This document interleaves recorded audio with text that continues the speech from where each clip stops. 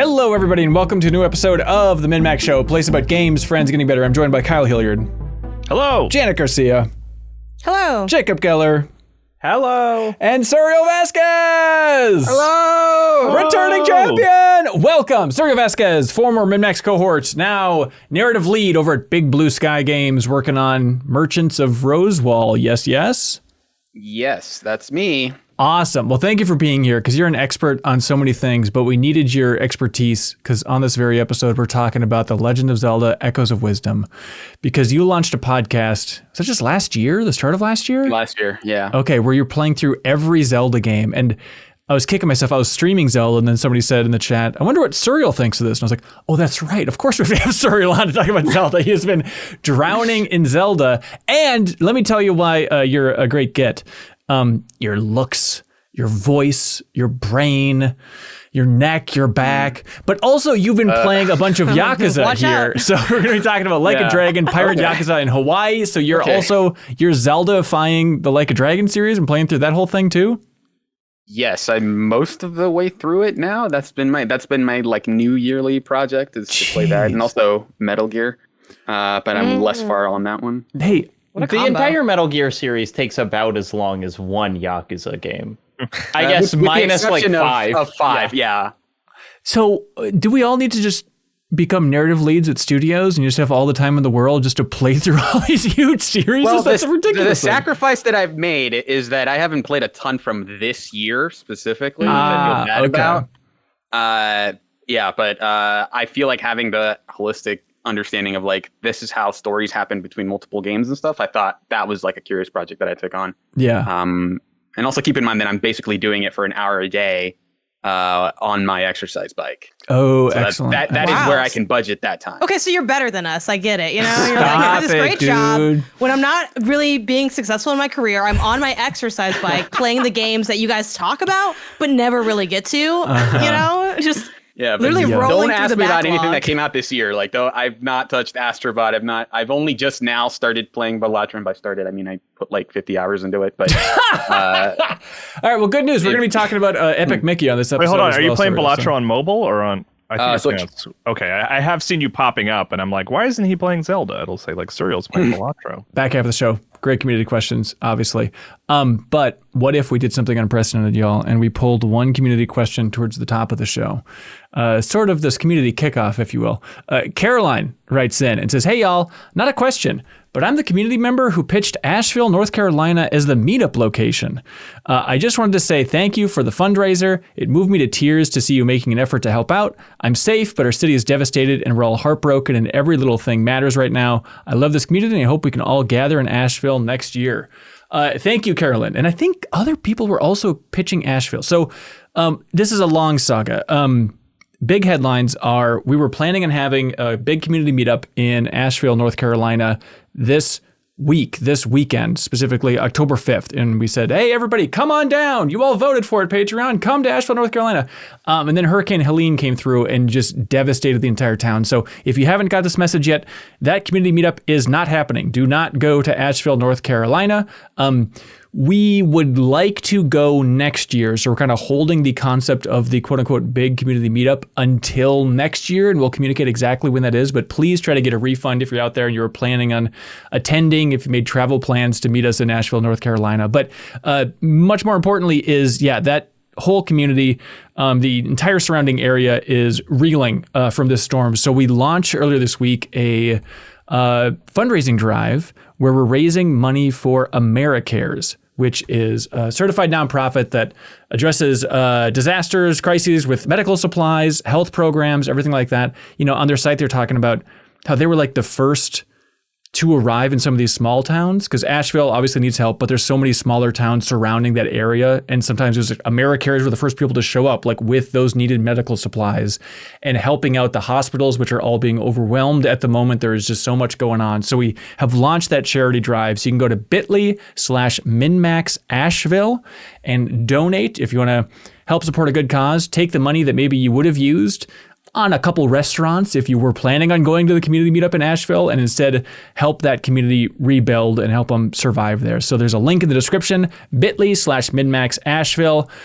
Jacob, you're in North Carolina. Do you have special insight into how everything's going there? I mean, I'm from North Carolina. I'm not from the part that was affected, thank God. It's unbelievable in a truly kind of horrifying way. But like, I think people may not realize how far inland Asheville is and how it is in the mountains. And neither of those things would ever make you think this place is going to be fully destroyed by a hurricane. But like rivers just overflowing their banks, places. It is, if you have ever been to anywhere in Western North Carolina, you have been to somewhere that now no longer exists. Like that is kind of the bottom line. And Ben, I am sure that you've been doing this because I think I know how you think a little, but like the bizarre sliding doors kind of things with this meetup where like the community voted on anywhere in the country.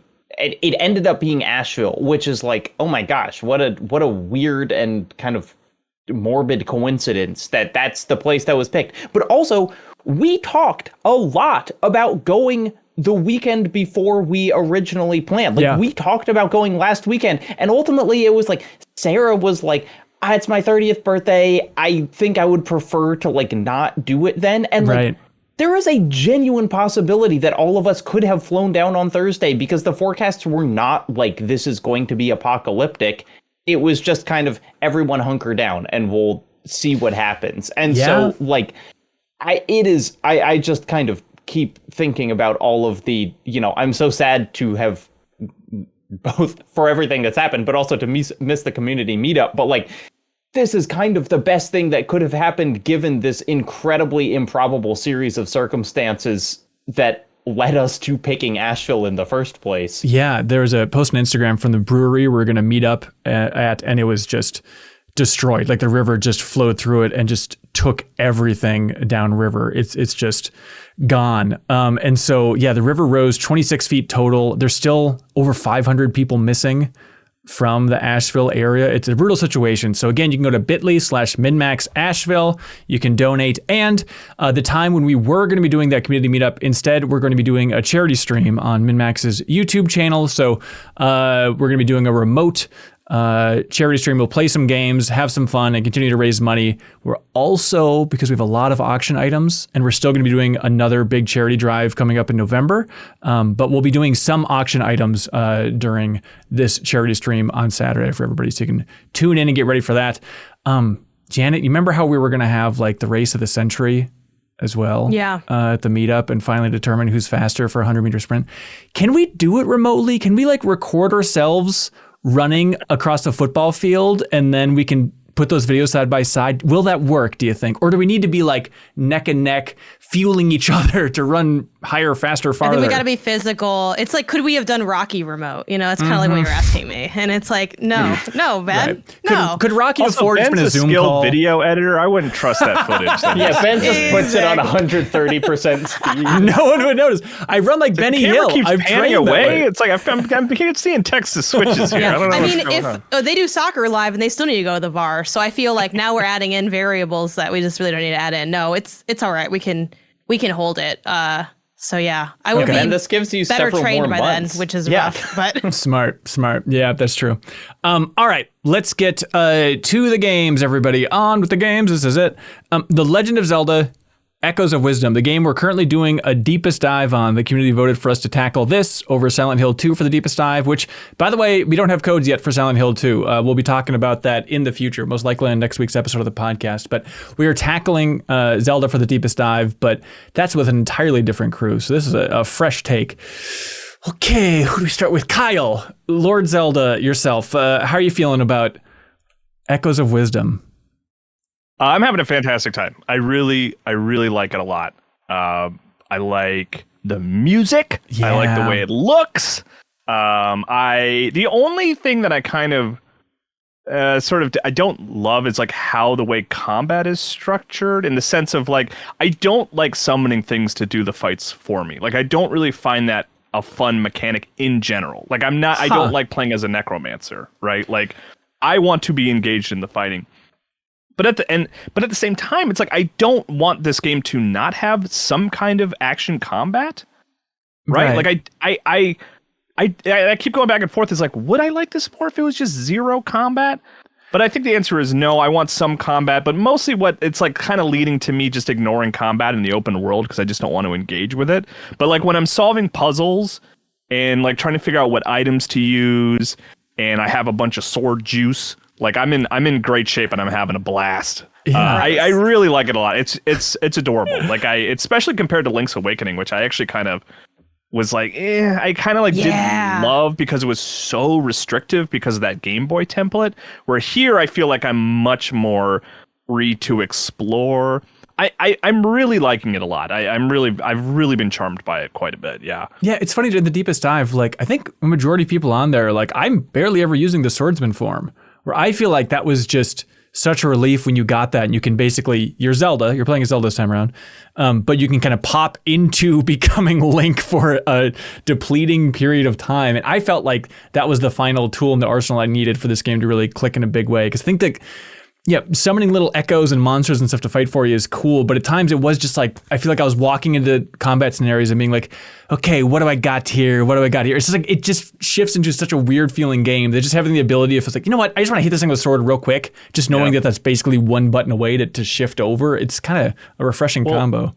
I have found, which I'm curious what everyone's sort of gravitated toward, because everyone kind of seems to find something different, but the crab I have found is like one of the quickest summons, where like there's a lot of stuff that you can summon and will shoot off an attack, right? Like the armadillo and stuff. Mm-hmm. But you summon it, you get like a half a second pause, it rolls up, it shoots. That floating tile that you get in Gerudo, it's like you summon it, it floats for a second, it shoots. But the crab, when you summon it, is like mid-sprint. And basically, so what I'm doing is I'm like hitting people with crabs is like my like main attack. I've like the crab is like, if I would at the end of the game, it would be awesome to see like a tracking of like what is your most used echoes. I don't think that's in there. Fun. But like mine is the crab, because I am just hitting enemies with a crab like constantly. Yeah, for like enemies, I don't think, but you can sort it by most used, can't you? And so it would, if you that is true. So, yeah, which is great. That's enough stats for me. I just want to know what my most used ones are for sure. Yeah, and the crab things is nice too, because it only costs one little tri pellet, right? So you can get like a whole swarm of crabs rolling out there. It's not some big dark nut man, which is going to cost way too many pellets to get out there. Surreal. Zelda, did you feel extra like hype for this game, having played through every Zelda recently? It actually kind of snuck up on me because like the release date, I was like, oh cool, there's a new Zelda game coming out, and then by the time it came out, I actually was like super busy, and so I just was like, oh cool, now I get to go and also buy Zelda along with the Switch that I pre-ordered a long ass time ago. But yeah, it's been nice to not like follow, like what's everyone saying, watching like barely any of the directs and stuff, and just getting to enjoy this game kind of like from a fresh start. I knew that you played as Zelda, obviously. I saw damn it! I was really hoping you got like a Metal Gear Solid 2 situation of jumping into this thing. No, but yeah, like I'm not super far into it. I've only done 2 dungeons, but I'm like totally into it, and it is scratching that Breath of the Wild kind of immersive sim light fix, where you just feel like you have a bunch of different verbs or like keys that just can unlock a variety of different locks, right? So like right now the two that I'm using a lot are the armadillo, and I'm using the crawltula a lot because it lets you climb over everything. And you get to a point where, I've reached the edges of the map and I'm kind of in a place where I'm not supposed to be. And it turns out I triggered this like cutscene from the opposite side from where I was supposed to enter the Gerudo Valley or whatever. And so you're getting a lot of that. And I'm really enjoying that part of it. And then on the flip side, I just finished the Gerudo dungeon this last night, and that was like a super big, like Zelda dungeons are back. Like it was, I was just having a blast, and it feels like they really figured out how to mesh those 2 styles of Zelda game together. Yeah. So it feels like, okay, I'm super bought into basically everything this game is doing. Yeah, it is a funny idea. Just that I don't know. I keep thinking about that idea of them obviously squeezing in some of the sensibilities of Breath of the Wild and Tears of the Kingdom into the 2D Zelda formula. That's such a weird idea. But then also it's like, the reason I think this game can be so weird and creative is they are reusing as a stretch, right? I don't know what the right phrase is, but built in the mold of the Link's Awakening remake. You know, the same way that Tears of the Kingdom is so built in the mold of Breath of the Wild. And I think that's kind of a necessary component to get this game out the door within, 3 to 4 years of development over at Grezzo for this thing. And so it's so weird how it's kind of like a sister to a bunch of different games, but it just, they had a great series of interviews on the site talking about the history of this game's development and stuff. And they're talking about how Anuma said, quote, "We started to feel that fans may not continue playing this franchise unless they can think independently and try various things freely on their own, rather than following a set path." So there's been a lot of hullabaloo about like, oh, will they ever do a more traditional Zelda? But like, from everything they've said in the promotion of this game, it feels very much like they know that Zelda means freedom and exploration now, and we need to find some mechanics to take advantage of that. And squeezing that into this thing is such a funky idea. Yeah, and I think the thing that they've tried to avoid is having things like, I think the kind of eponymous item for this is the spinner in Twilight Princess, where it had very few practical uses outside of, you saw ridges on the side of a mountain, so you can climb it. But there wasn't a ton of it didn't feel like an object where you could see, I could use the spinner on that, unless it was super obvious. And this feels like, okay, now I understand what they mean by the kind of previous games feeling restrictive. And so now instead of you go into a dungeon, you get that specific item, and it opens basically, it's basically a key that opens a specific kind of lock, right? And so now you go into every dungeon with a variety of different tools that you got out in the overworld, and you're using those to solve several different kinds of puzzles. And it kind of works the same way. So around the desert area in the Gerudo area, you'll get some of the echoes that you'll need for the dungeon, but it doesn't feel as restrictive as this is the spinner, and then from now on, this is the spinner dungeon. And then when you get outside, it's you're not really using it practically very much. Right. So it feels like they just kind of busted that whole paradigm wide open in a way that I'm really enjoying. I've probably played the least. I guess I don't know, Janet, how much you've played. I've beat the first boss. I got one more heart container, and I don't disagree with anything that anyone has said, but I'm feeling cooler on the game, I think, than y'all. And I was trying to figure out why, and I think it's the UI. I am really disappointed in the primary way that you interact with the world through this game being a single list that seems to be growing exponentially that I can just scroll through. Right. I feel like I'm spending 15% of my game time scrolling through a list. And it really is I'm not feeling very in the rhythm with the game yet. And I think that will come. I still intend to play more of it, but I don't mind not fighting, and I really like, kind of finding solutions to things, but I mind it essentially being a menuing game for me. And I just feel like this was also a big problem in Breath of the Wild, and there were some efforts to address it in Tears of the Kingdom, but it's a bummer, man, that it's just one direction on the D-pad is how you access your now 40 different items that you have access to. Soon to be 100 plus. I love this game. I'm having such a good time with it. But Jacob, that's my number one criticism of the game. And my only current, really main critique. It's just the fact there is a sorting option, but you're missing the most obvious sort, which is favoriting. I'm why is there no favorites option in here? Who wants to only be restricted to, if it's most used, which a lot of players I think are gonna lean on that, because I know a lot of people are I'm just using a bed through the whole game, There's latest learned, there's 2 other configurations. Most recently used options. And Yeah. Most energy based. It's I just feel that was such an oversight. And there's so many other ways they could have presented it, even if it was just a big grid.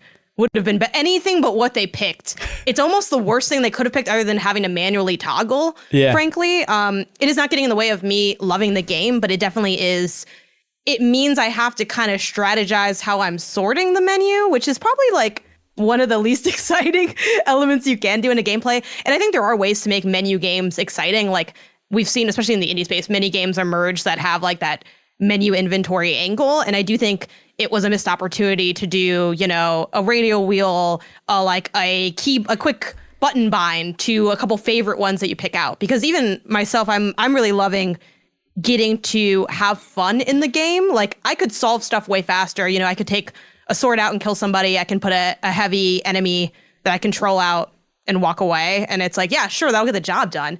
But for me, it's not about getting the job done. It's about doing it as stupidly as I possibly can. So it's like, oh, could I kill this fish in the Gerudo Desert? Which also, Jacob, I'm not that much farther than you. I walked over to the Gerudo Desert and I'm hanging out in there getting mangoes or something or other, you know, just kind of hanging out, making smoothies. It's a fun time.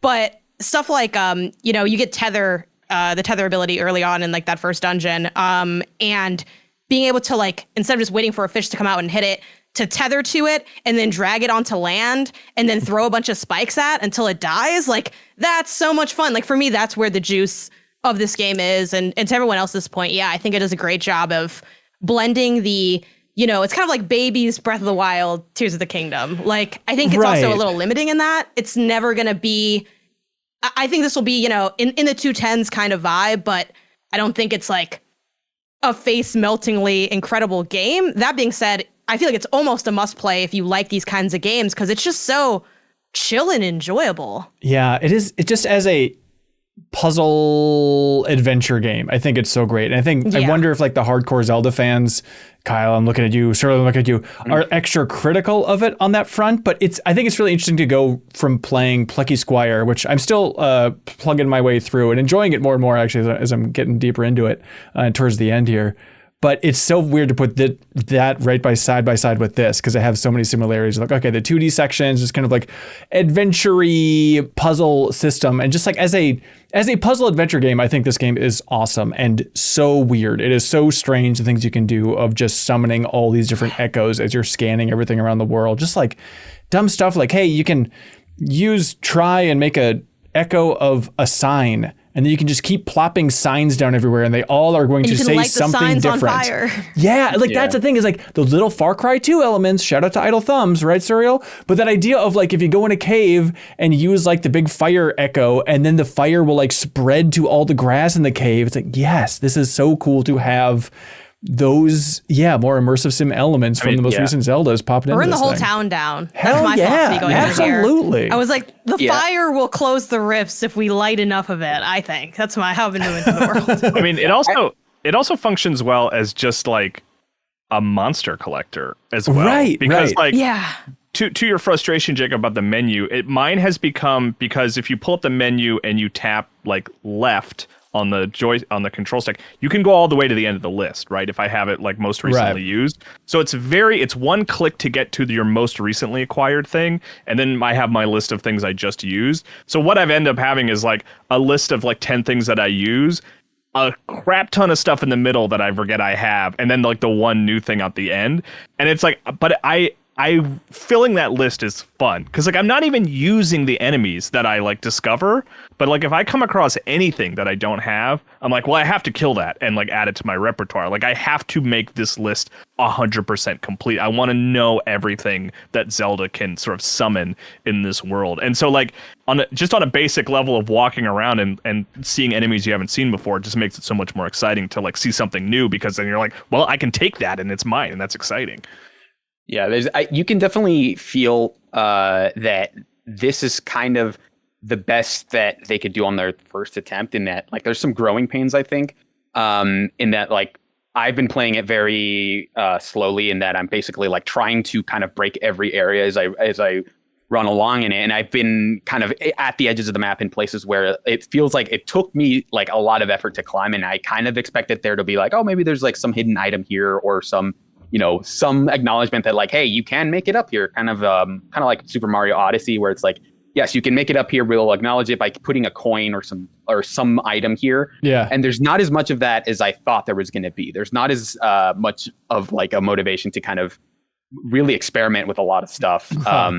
And like a lot of that UI stuff that you mentioned does feel like, okay, this is we're using the Breath of the Wild as kind of like a base for the UI, and it's clear that you're using more of that system kind of more quickly, in a way that like would probably benefit from like another thing. But I think it kind of speaks to how much is in this game, because you mentioned the tether and how many like different ways you can interact with it. Of like you can move a giant object around, or you can follow that object so that you're moving along with it. And the way they use that in puzzles can sometimes feel like, okay, I don't like it was hard to like memorize a lot of the buttons that I was supposed to press in the right order, because it's like, oh, I accidentally followed a thing that I was trying to move, and it kind of it screwed me over. But I think the trade-off is like being able to combine those two things. So like right now, I don't have any kind of like movement item. So instead, I just summon an armadillo, immediately tether to it and follow it so that I'm rolling along with it. And so that's how I'm moving quickly across the map. That's good. I haven't done that yet. And so, and you get all this, I realized like the limits of the armadillo when like you're fighting enemies on like that are on multiple the planes. Limits of the armadillo. Vasquez. Yeah. Then you eventually you get like this enemy that's like a dust devil or something, some sort of like I don't know, some creature that summons a whirlwind, right? And so that doesn't harm enemies, but then that can go over gaps and stuff. And so you start learning like here are the kind of the things that are most useful, and you start having those preferences. I'm using a lot of trampolines. I'm using a lot of beds because it's like a wide plank that you can stack on top of itself. Those beds are ridiculous. It is so silly that just the new Zelda games are all about making smoothies and just putting beds everywhere in the world, floating in the water on a bed, healing yourself, sitting in this bed in the middle of a dungeon. It's so dumb, but I love it for that.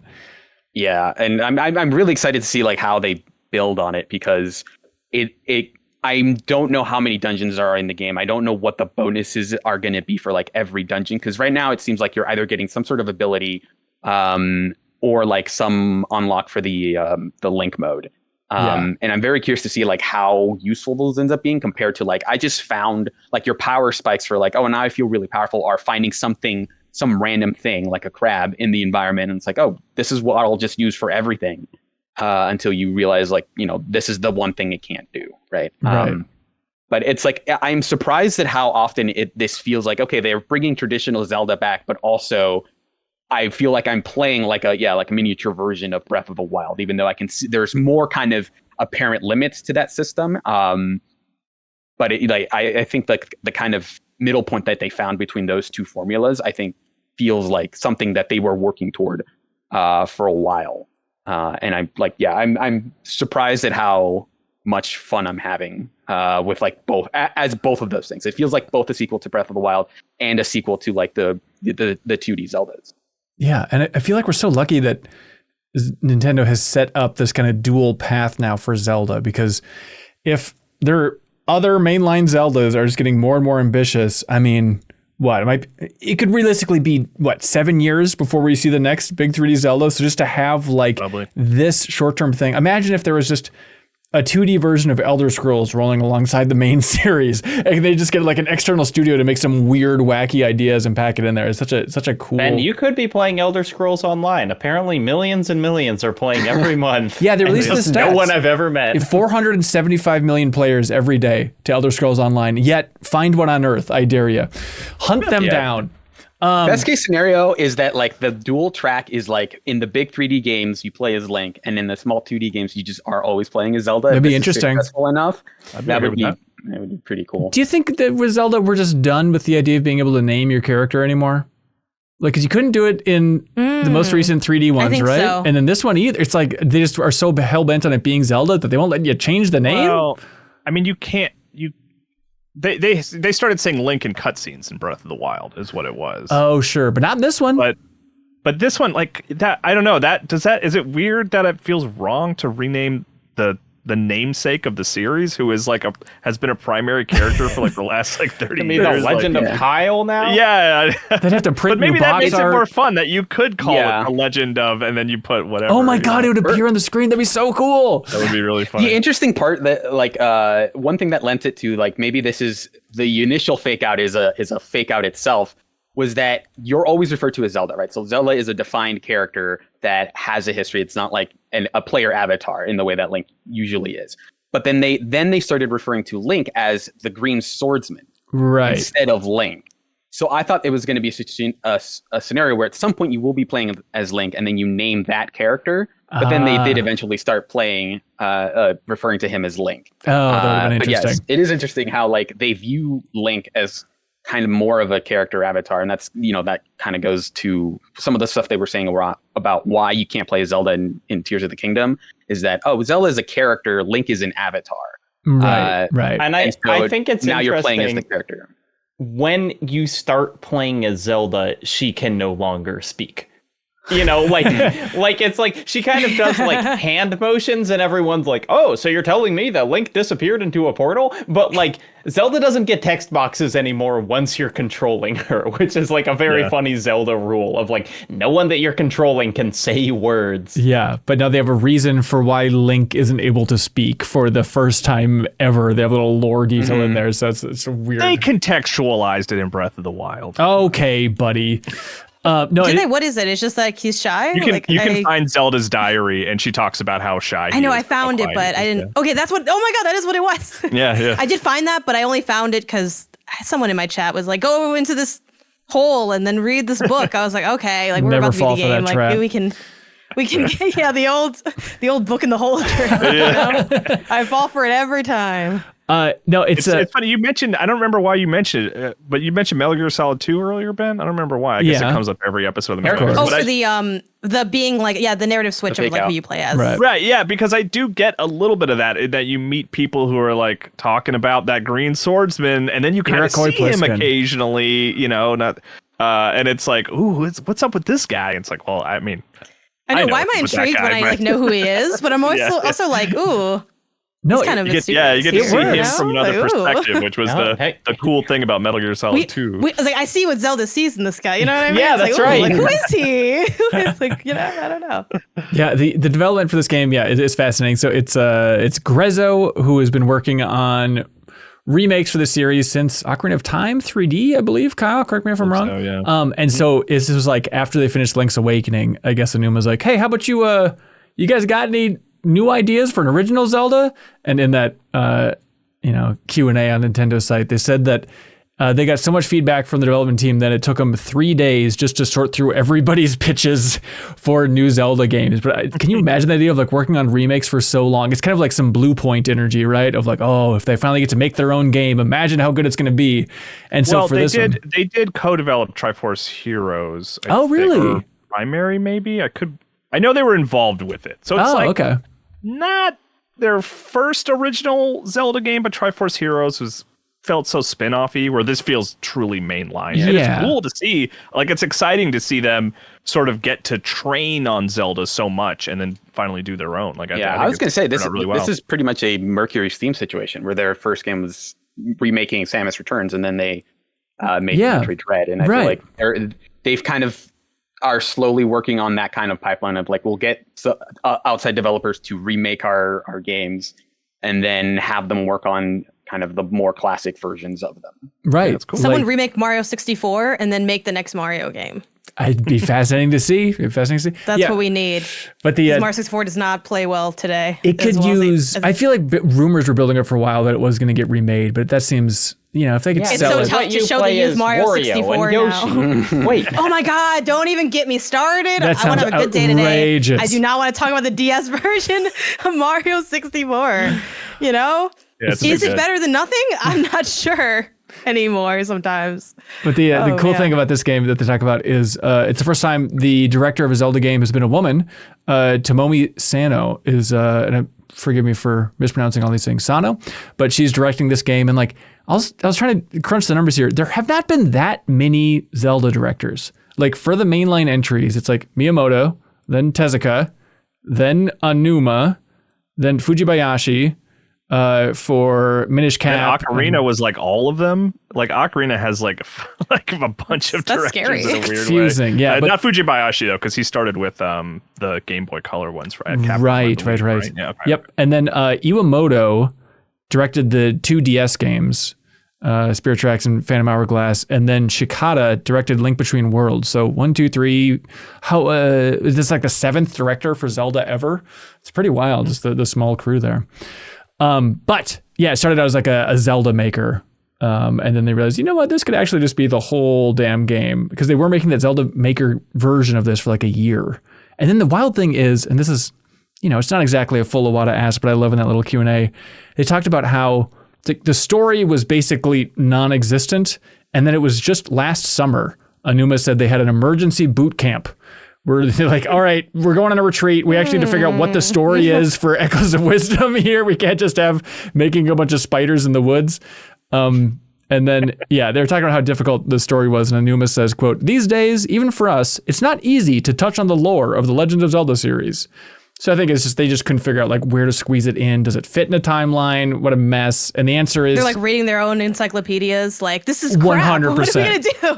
100%. But like, Kyle, I mean, do you care at all about where this thing is fitting, squeezing into your precious Zelda timeline that you never stop raving about?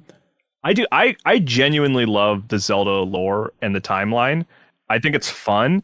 I think Nintendo cares very little about it ultimately. I think it is really ultimately not that important to them. Because I mean, I remember the build up to Tears of the Kingdom. There were so many deep dive theories about where it was going to take place and what it would mean. And ultimately the game comes out and it kind of stands on its own. Like, it doesn't really connect to anything but Breath of the Wild kind of. And that's how I feel about this. This kind of feels, and maybe there's this big revelation later in the game, but it feels like just an alternate timeline of Link to the Past.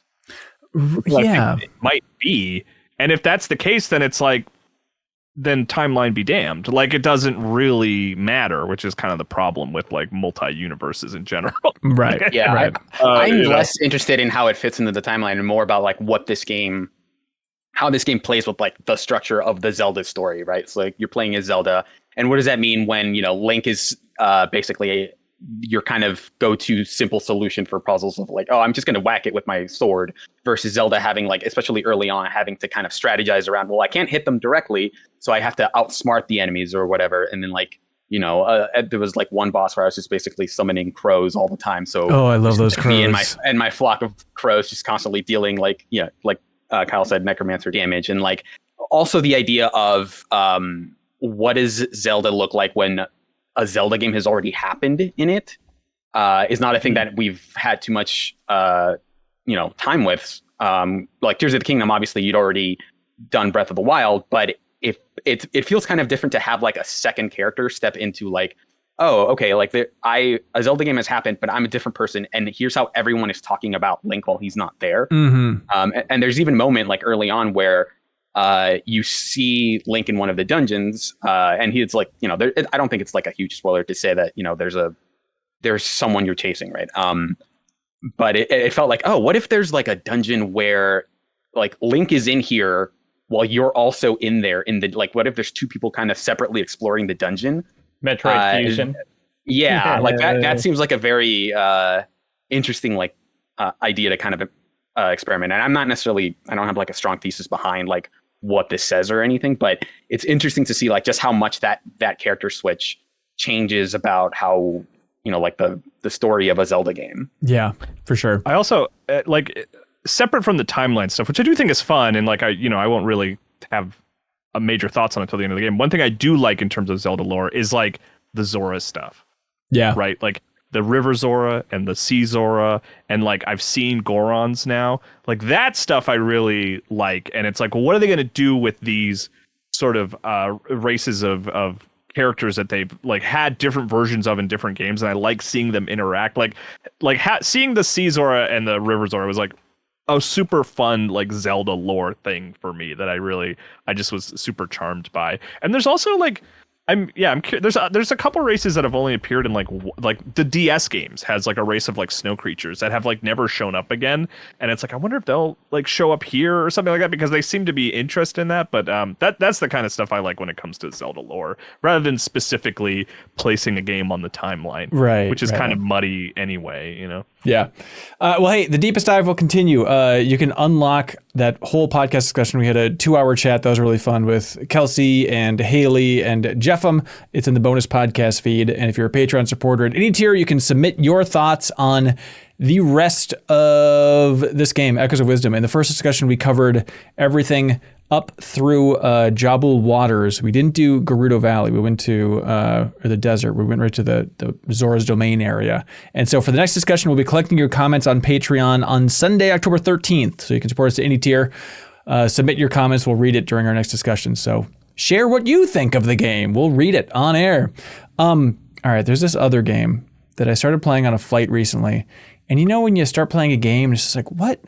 It's exciting because you just can't figure out what is this game? What is the genre that we're working with here? And this is Arco, which is published by Panic. It's got a group of indie developers that came together to make this. Jacob and Serial, you've been playing Arco? Yeah. Okay. Yeah. Awesome. Jacob, what do you think about Arco, and how would you define the genre we're working with here?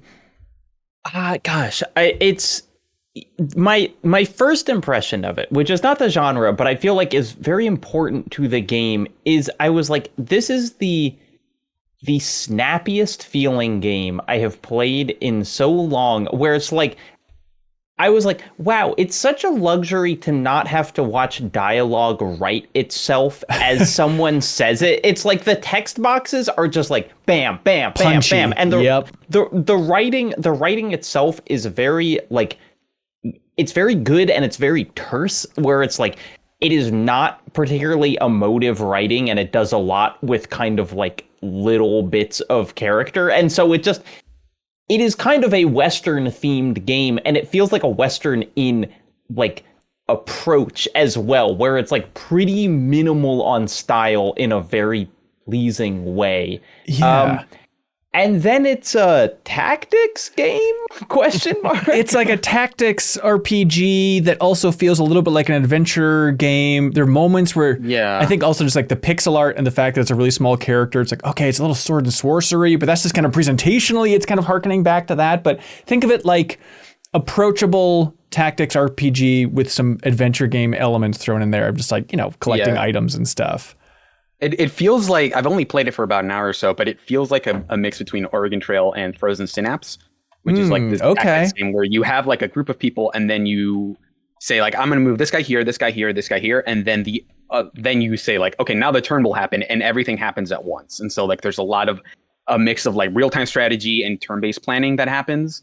And here it feels even more quick than that, because it almost feels like you're playing in like a action game, something like Kyle, what's that game you really like? The Metroidvania The Legend of Zelda: Echoes of Wisdom. Yes, the Drifter, Hyper Light Drifter. Oh, Hyper Light Drifter. Yeah. Yeah, it feels like a turn-based version of Hyper Light Drifter in a way, where it's like you have actions that like punch, and then that kind of like all of that requires like a certain number of like machia, I think is what they call it. But you're also moving. And then you also have like, you can curve your path to kind of avoid projectiles.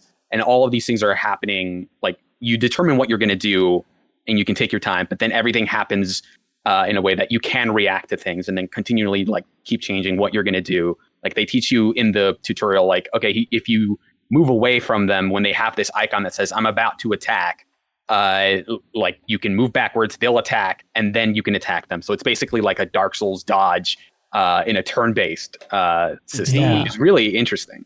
I realized actually playing it yesterday, I was like, oh, this is Transistor. Like the interesting, Super Giant's like weird turn-based real-time game. And playing Transistor, I'd always be like, it's weird that I haven't really played other games like this. And this is in the style of Transistor, where you are setting up attacks in a kind of turn-based arena, but then they all happen at the same time. Yeah. And it's... By the way, Jacob, we're stumbling into yet another Devil May Cry with Transistor. Transistor, Ben. That's how I say it. Why do you speak differently? What's going on over there? I don't know. It's very simple and yet unexpectedly tactical. I do think the battles are short enough that I am often trying them several times. It's like you do die really quickly, but it's okay, because it's like if I do this like one thing right, then I can kind of figure it out.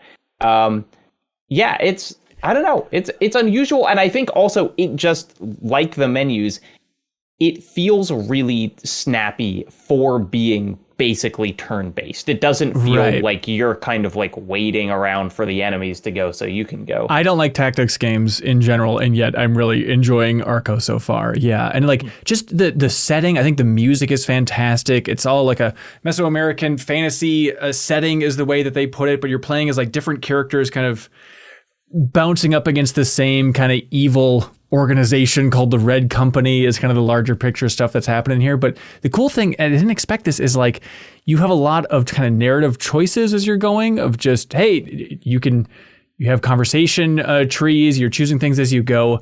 And then the cool idea is there's just like little things like, hey, there's a guy and it looks like he kind of has a scary gun. He's walking by it. It's like, do you kill this guy? Do you keep walking by him? He's asking for help. Do you ignore him? Seems like trouble. I guess I'll ignore him. And then it's like, all right, he keeps walking past you, but he looks really sad and dejected. It's like, oh, damn it. Is that going to come back to haunt me? And the cool thing is guilt is involved. And it's like a gameplay mechanic where as you go to the game then, like when you're in combat, because it's turn-based, as you're making your move, there are like ghosts on the battlefield that float towards you. And those ghosts represent the guilt of all the decisions you've made so far, which is a really weird narrative Y'all way. buried the lead here. I know, because, right? Like, yeah, it's a really the cool ex-Catholic idea. in me is listening. I'm like, let's go.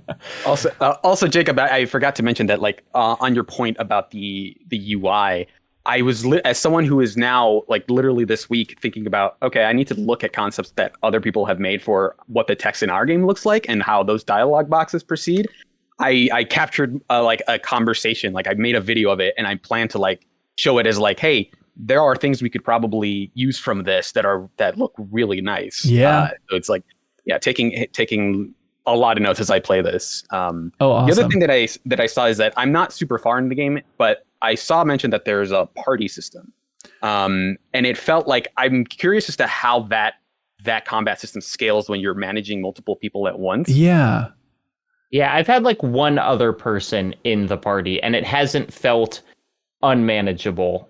Okay. It does seem like so far it has been you get another person for a short amount of time, and like they didn't have a skill tree. They were just like someone travel. You know, you were still mainly your guy, but that could change as it goes on because the game has, it's like it has changed at least the narrative setting more than I have expected it to while playing it. Yep.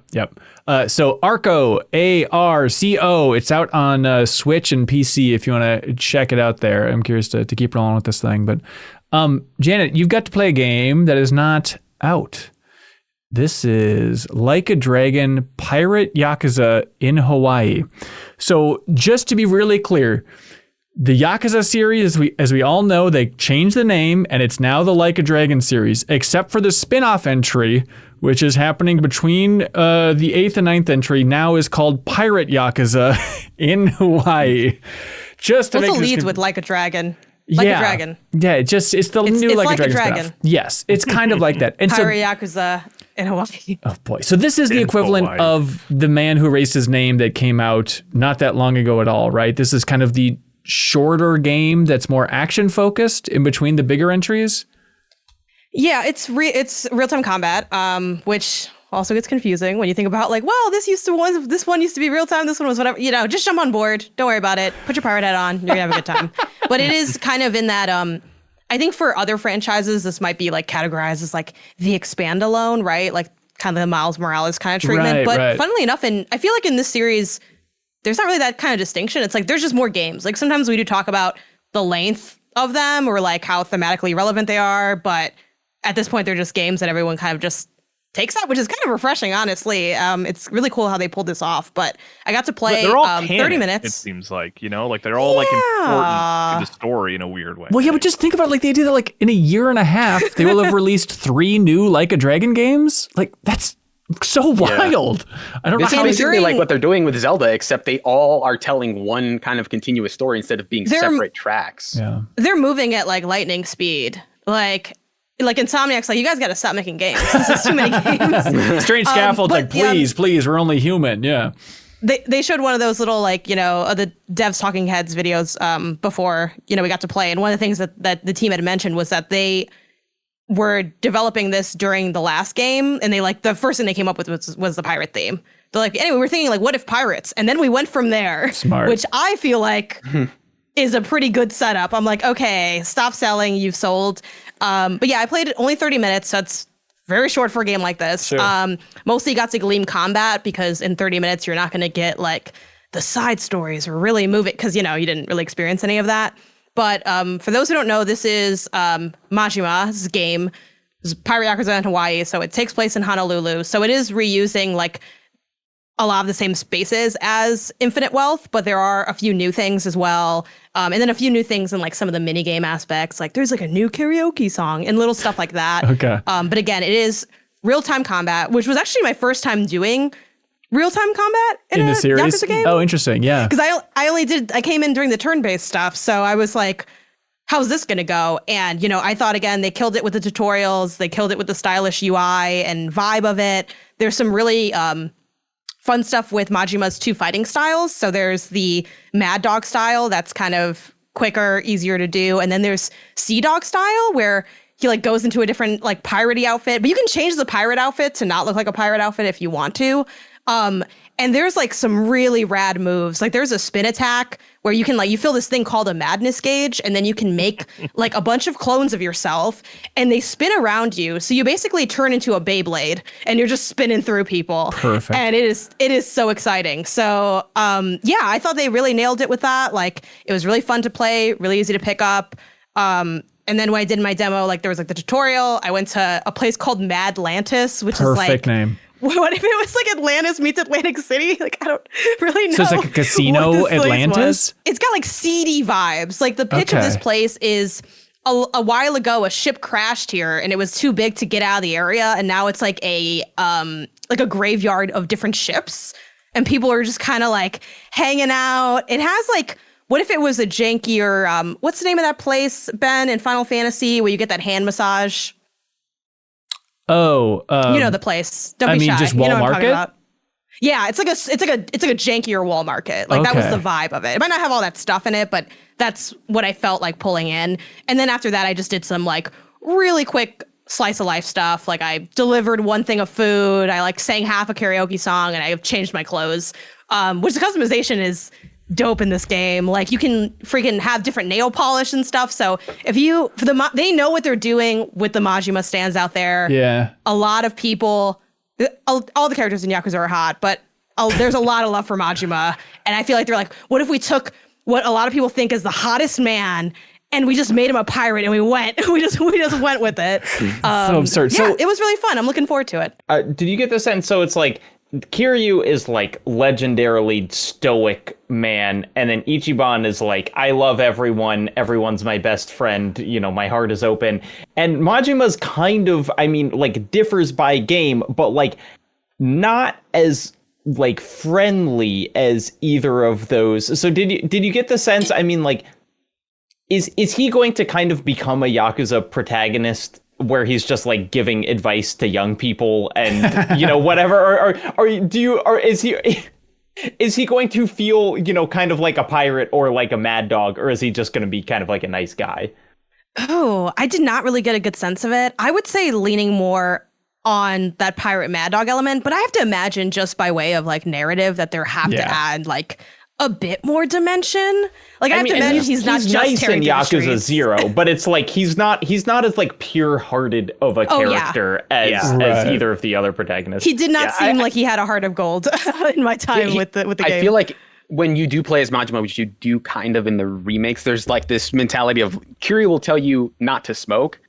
Majima is going to tell you to smoke the whole pack so that you understand why you shouldn't smoke. And that's basically the difference, is that he's going to teach people lessons, but he's going to do it in the most dickish way possible. And I think that's true to his character.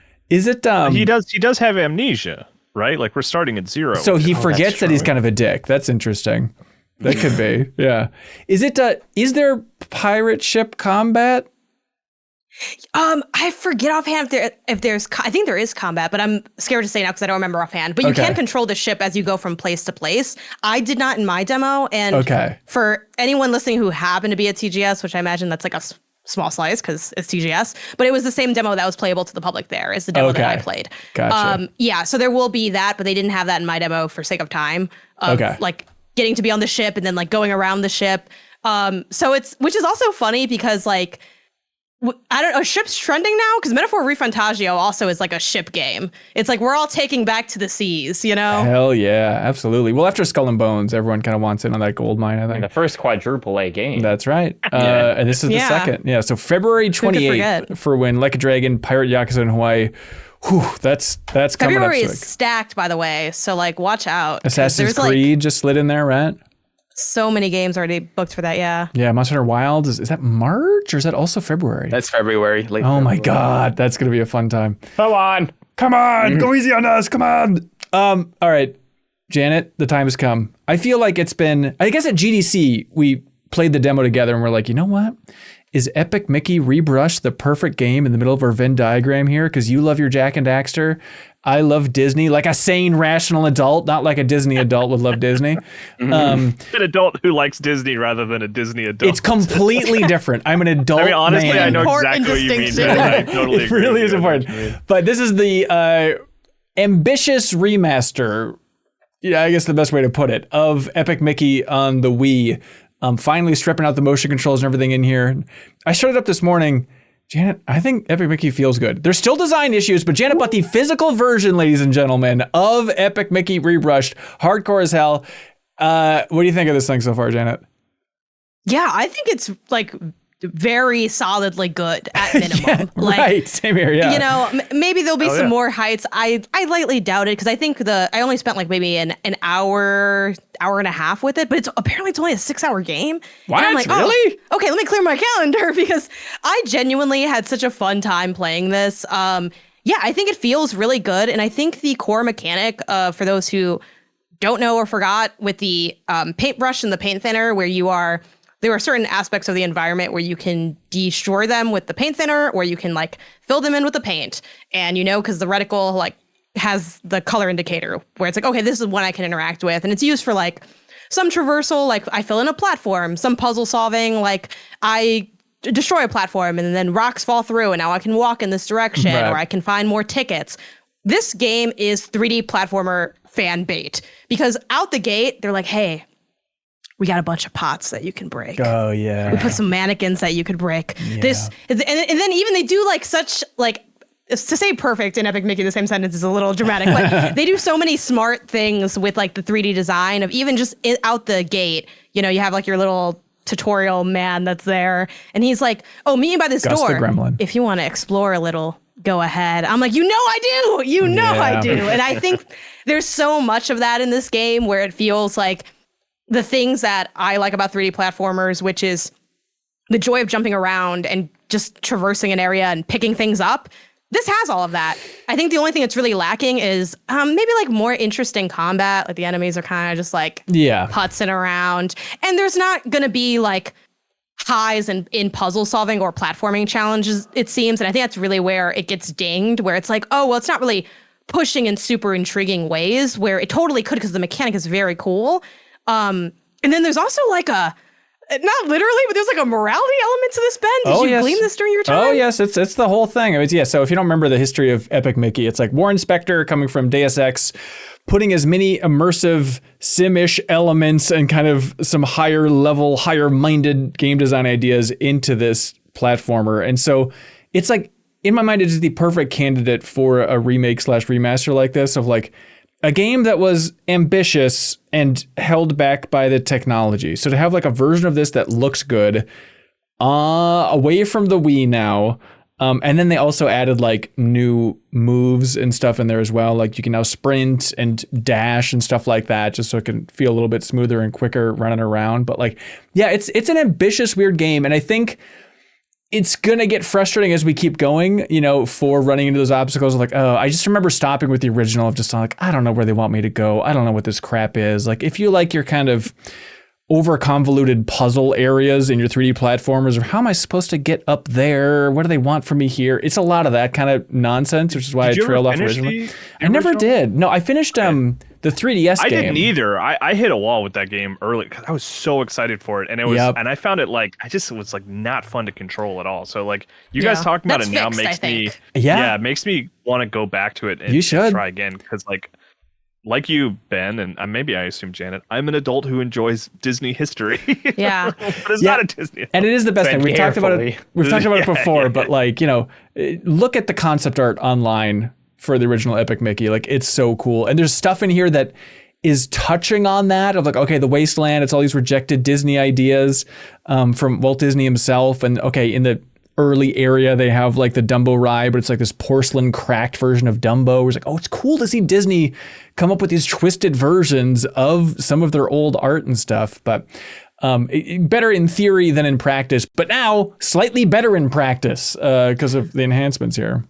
But did you get to the stuff where, and I think this is also an example of where they could have pushed it further, but like didn't, and that's kind of where it gets like a little bit dinged, but they have like an element of like choice in like if you're going to be evil or not. Right. So like one of the early ones is like you open up you like hit a switch and then like a door opens or a doorway opens and there's a chest in there, but there's also like someone to save. And they're like, if you get that chest, the catapult's going to just like yeet this guy into the sun. And then you kind of like pick what you do. And I picked the guy, but then the door locks and I'm like, can I not get that chest? Now I think I have a sneaking suspicion. And if anyone knows, like, please tell me, like, do you get the same reward regardless? Is it different rewards? Like, what's the energy there? Yeah, I don't know. I forget how big of a swing. I can't imagine it's huge in Epic. I remember being pretty disappointed by that. Like an infamous evil system where you're like, now you get the power to suck the life out of people.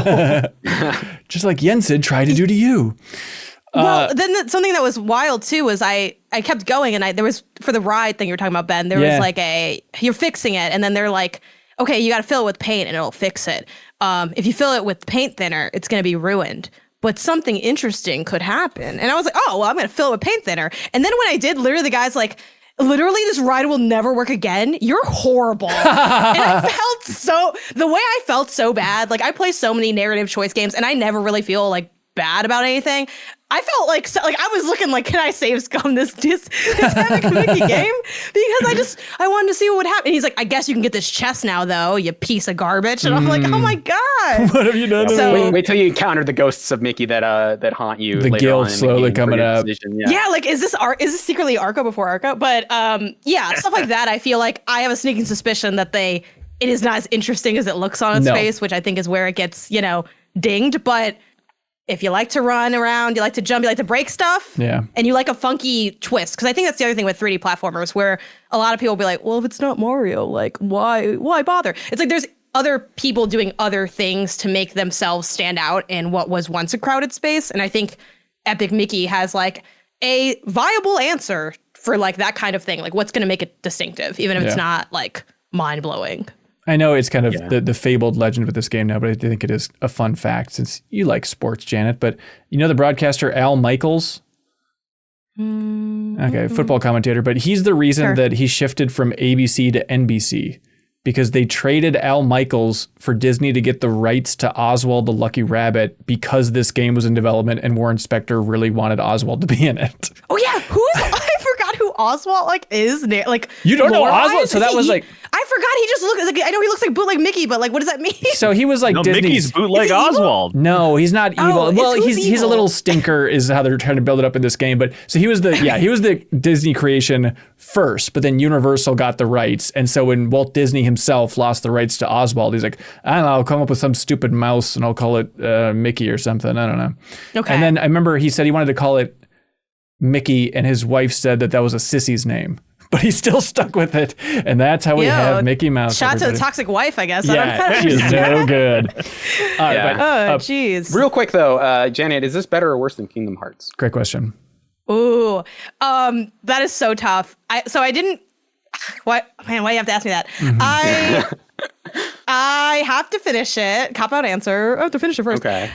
The jump is way better than Kingdom Hearts. And I actually told my partner while I was playing, I'm like, if Sora felt like this jumping, Kingdom Hearts would like easily be a good game with no asterisk. Well, now it's a good game with a big asterisk of, do you want to live in hell with all your Disney friends? That's what, So, but I think the combat is way more interesting in Kingdom Hearts, but it's also way more confusing. It is probably a better game if you just want to get through a game, but a worse game if you can like put on your eye for design goggles of like, oh, well, if you squint, there's like a better game in this game. But like, if you're just playing it, I feel like in a way this feels better and might be better. That's my cheap answer. Okay. Here's another difficult question for you, Janet, since you're holding up the PS5 version of Epic Mickey. Astrobot or Epic Mickey? Ooh. Don't blow it. I think I'm going to go with the bot. But I will say, if you played Astrobot and liked it, you were legally obligated to get this game. That's this not should true. have came bundled with Astrobot. That's not true. Like, hey, learn about the culture, all right? You guys are going to come in and just freaking appropriate 3D platformers, and you're not really there where we are. Come down to the Sicko Cavern and pop in Epic Mickey Rebrushed and have a decent time, okay? Like a regular person. Hey, you know what game is going to be a great time if you decide to play it, as Jacob Geller and Kelsey Lewin are screaming about months ago. Jacob, you remember the game 1000 Times Resist? Yeah, my current Game of the Year contender? Yeah, I remember that game. Okay, awesome. Hey, you watching and listening, would you like a Steam code for 1000 Times Resist? Because boy, do we got something for you. If you go to patreon.com/MinnMax with 2 N's, that URL that we are sustained by, the only reason we're here is because people type that into their browser or your phone if you want to be nasty. But the idea is you go there, you jump in at the $5 tier, or if you're at the $2 tier and you jump up to the $5 tier. Basically, if you join the $5 tier on Patreon before the end of Friday, October 4th, before the sun sets on Friday, October 4th, we will DM you with a Steam code for 1000 Times Resist. A real hidden gem from this year, despite Jacob and Kelsey screaming about it, but overwhelmingly positive. We're doing our best. Yeah, but more people need to play this damn game. The reviews are sitting at overwhelmingly positive on Steam. People love it. So if you want a great game from this year, you can jump in patreon.com/MinnMax with 2 N's at the $5 tier. Jump up to the $5 tier or jump in at the $5 tier and get a code, and you can help support independent games media at the same time. And you unlock the podcast version of The Deepest Dive and bonus pod every week and a ton more. Early ad-free access to this podcast every week. There's a ton in there. So help support us. Get a code for a great game. Jump in before the end of the week. Clock is ticking, folks. And we should thank some of our bigger supporters. I'm talking about folks like I Am 8-Bit. I Am 8-Bit has in their wonderful online store, they have the vinyl soundtrack to Sea of Thieves, the game that's still kicking. Thanks to that PS5 version, this is as relevant as ever. But of course, because it's an I Am 8-Bit joint, they go all out. And the Sea of Thieves vinyl soundtrack has awesome art, obviously awesome music, but it's got a storybook bound in happening in there, a hardcover gatefold book with 24-page storybook is a better way to phrase that. Pop-up paper craft, center labels. It's a triple vinyl collection, so you can get that in I Am 8-Bit's wonderful online store. And if you're there, or if you want to just go there right away, you can use the promo code. Why do they do this to this? The promo code Pashing Smumpkins. Pashing Smumpkins, everybody, for 10% off of everything under $100 in I Am 8-Bit's wonderful online store. Help support them. Show I Am 8-Bit some love because they ship out a prize each and every week to the MinnMax community. Whoever has the best question submitted over there on Patreon, because if you're a Patreon supporter at any tier, you can submit comments and questions to make the show better. And our number one favorite this week is going to win the Wrath of the Lich King vinyl soundtrack, the World of Warcraft vinyl soundtrack, thanks to I Am 8-Bit. So we need to remember who has the best question. Y'all ready for these questions? No. Yes. Kyle, no, don't do it. Okay, right. On to bigger, better things. Thanks for joining us, Kyle. Bye. Hi, Kyle. Ariel, we should do a video together soon, don't you think? We should. You know what I mean? Yeah, we should. It'll be sick. Yeah, it'll be sick. We should do that. All right, see ya. All right. Alex McMillan writes in and they say, "Hello, Suriel." Hello. They say, "How are you, Suriel?" I'm good. Okay, then Alex says, "What was the last time you played something for everybody?" This isn't for Suriel. Last time y'all played something and thought to yourself the exact phrase, "Now this is gaming." Epic Mickey. I mean, in a certain way. I mean, that era of platformers, it does feel like that we're is... jumping around.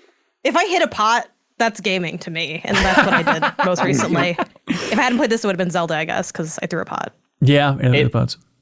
It was Astrobot for me. And it was I was having that thought and I was trying to explain to my partner Annie. I was like, sometimes Ben says this thing where he's like, why don't they just make all games good like this? And it's like, that's what I was feeling with Astrobot. It was just like, why isn't every game good? Why doesn't it just feel good to play the whole time? Right. Joy. You ever heard of it, game industry? Come on, guys. I don't need ghosts of guilt haunting me while I make tactical decisions. How can we defend Arco?